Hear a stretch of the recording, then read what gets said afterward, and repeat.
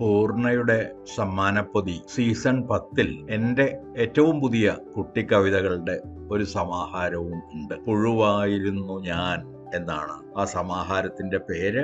അത് അതിലെ ഒരു കവിതയുടെ പേര് തന്നെയാണ്. എൻ്റെ പ്രധാനമായ ലക്ഷ്യം കുട്ടികളെ പ്രകൃതിയും പരിസരവുമായി ഇണങ്ങിച്ചേരാനും പഴയകാലത്ത് പ്രകൃതിയും മനുഷ്യനും തമ്മിലുണ്ടായ ലയം തിരിച്ചു പിടിക്കാനും പ്രേരിപ്പിക്കുക എന്നതായിരുന്നു. ശാസ്ത്ര വിദ്യാർത്ഥി എന്ന നിലയിലുള്ള പ്രകൃതിയെക്കുറിച്ചും അതിലെ സസ്യ ജന്തുജാലങ്ങളെക്കുറിച്ചുമുള്ള അറിവും എൻ്റെ സ്വാഭാവികമായ കവിതാവാസനയും പ്രേരകമായിട്ടുണ്ട്.